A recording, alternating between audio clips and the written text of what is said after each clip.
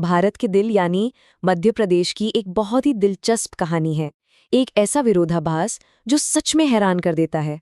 देखिए, एक तरफ तो यहाँ देश का सबसे साफ, सबसे सफल शहर है और दूसरी तरफ यही राज्य शहरीकरण की दौड़ में हम कह सकते हैं काफी पीछे है।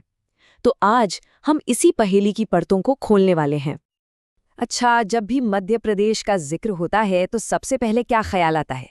इंदौर, है ना? ये वो शहर है जो लगातार साल दर साल भारत के सबसे स्वच्छ शहर का खिताब जीत रहा है। स्मार्ट सिटी मिशन का तो ये एक चमकता हुआ सितारा है। सच कहूं तो इंदौर ने शहरी विकास का एक ऐसा मॉडल पेश किया है जिसकी मिसाल आज पूरा देश देता है। लेकिन इंदौर के इस चमक दमक वाली कहानी से बिल्कुल उलट है पूरे मध्य प्रदेश की असलियत। यहाँ की सिर्फ 20.3% आबादी शहरों में रहती है और अगर इसे हम राष्ट्रीय औसत से देखें जो 31% से भी ज्यादा है तो ये अंतर बहुत बड़ा है, सच में चौंकाने वाला।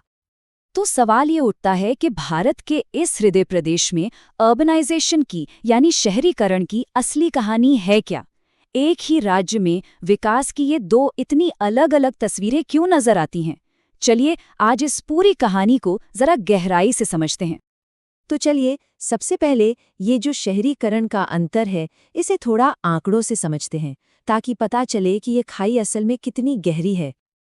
अब देखिए, आंकड़ों में जाने से पहले ये समझना जरूरी है कि हम शहरी कहे किसे रहे हैं।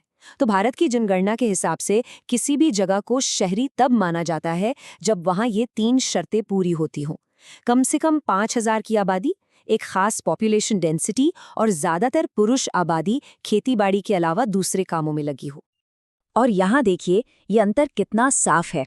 मध्य प्रदेश 20.3% के साथ 31.2% के राष्ट्रीय औसत से काफी पीछे है। और ये कोई छोटा मोटा अंतर नहीं है, बल्कि एक बहुत बड़ा फासला है जो राज्य के विकास के पैटर्न पर एक बड़ा सवाल खड़ा करता है। अब इस कहानी में ना एक ऐतिहासिक मोड़ भी है।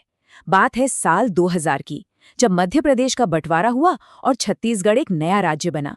हुआ ये कि कई बड़े औद्योगिक और शहरी इलाके छत्तीसगढ़ में चले गए।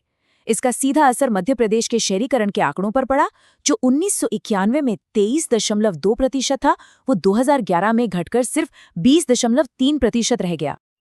तो ये तो हुई आंकड़ों की बात, लेकिन असल कहानी तो जमीन पर है, राज्य के नक्शे पर।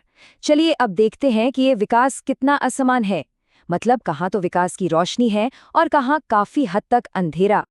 यहाँ एकदम साफ दिखाई देता है कि राज्य में एक तरह का भौगोलिक बंटवारा है। ज्यादातर शहरी विकास इंदौर भोपाल बेल्ट, मालवा के पठार और नर्मदा घाटी के आसपास ही सिमटा हुआ है। और दूसरी तरफ पूर्वी मध्य प्रदेश का बघेलखंड, उत्तरी बुंदेलखंड और दक्षिण के आदिवासी जिले विकास की इस दौड़ में बहुत पीछे छूट गए हैं। और ये असमानता तब और भी ज्यादा गहरी नजर आती है जब हम आदिवासी जिलों पर नजर डालते हैं। झाबुआ, अलीराजपुर, डिंडोरी, इन जैसे जिलों में शहरीकरण का स्तर 10% से भी कम है। ये आंकड़ा राज्य के अंदर मौजूद विकास की इस गहरी खाई को दिखाता है। तो सवाल फिर वही कि आखिर ये असंतुलन है क्यों? ऐसी कौन सी वजह हैं जो इस असमान विकास को हवा दे रही हैं? चलिए समझते हैं। इसकी एक बहुत बड़ी वजह है माइग्रेशन यानी प्रवासन। देखिए, गांव में गरीबी है, नौकरियों की कमी है, ये सारे पुश फैक्टर्स हैं जो लोगों को गांव छोड़ने पर मजबूर करते हैं। और वहीं दूसरी तरफ शहरों में बेहतर रोजगार, ज्यादा तनख्वाह और अच्छी जिंदगी की उम्मीद, ये पुल फैक्टर्स हैं जो उन्हें अपनी तरफ खींचते हैं। और झाबुआ जिले पर हुई एक रिसर्च की ये बात इन आंकड़ों के पीछे की मानवीय कहानी को सामने लाती है। ये साफ बताती है कि कई लोगों के लिए, खासकर आदिवासी समुदायों के लिए, ये पलायन कोई चॉइस नहीं बल्कि अपने परिवार का पेट पालने की एक मजबूरी है। इस असंतुलित विकास के पीछे कुछ और भी बड़ी वजह हैं, जैसे ज्यादातर इंडस्ट्रीज कुछ ही इलाकों में है। दूरदराज के इलाकों में सड़क, रेल की कनेक्टिविटी अच्छी नहीं है और कुछ जगहों की पहाड़ी और जंगली जमीन भी विकास के रास्ते में एक चुनौती है। और जब विकास इस तरह एक तरफा होता है तो इससे राज्य के सामने कई बड़ी और गंभीर चुनौतियां खड़ी हो जाती हैं। सबसे पहली और बड़ी चुनौती है बुनियादी ढांचे की जबरदस्त कमी। इंदौर जैसे कुछ शहरों को अगर हम छोड़ दें तो ज्यादातर कस्बों में न तो साफ पानी की सप्लाई है, न ठीक-ठाक सीवरेज सिस्टम और न ही कचरा प्रबंधन की कोई ठोस व्यवस्था। दूसरी बड़ी चुनौती है अनियोजित फैलाव। शहर बस फैलते जा रहे हैं बिना किसी प्लानिंग के, और इसका नतीजा कीमती खेती की जमीन खत्म हो रही है और जो थोड़े बहुत संसाधन हैं उन पर दबाव बढ़ता ही जा रहा है।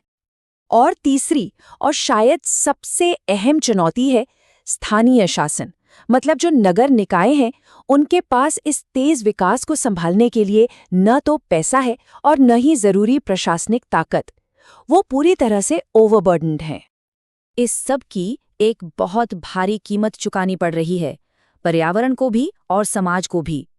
नदियां जहरीली हो रही हैं, जमीन के नीचे का पानी खत्म हो रहा है, शहरों में झुग्गी बस्तियां बढ़ती जा रही हैं और इन बस्तियों में रहने वाले लोग कम मजदूरी पर बिना किसी सोशल सिक्योरिटी के काम करने को मजबूर हैं।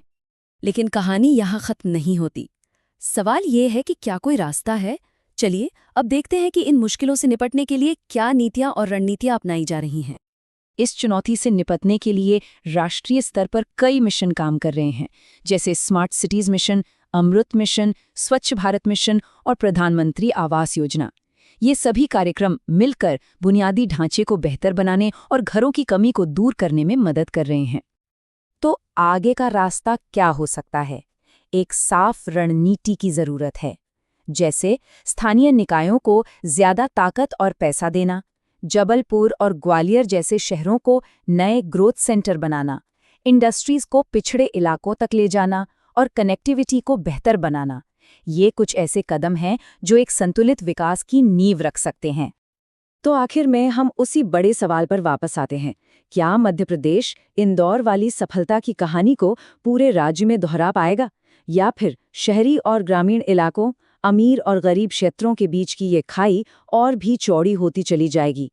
इसका जवाब आने वाले वक्त की नीतियों और उनके ज़मीनी अमल पर ही निर्भर करेगा।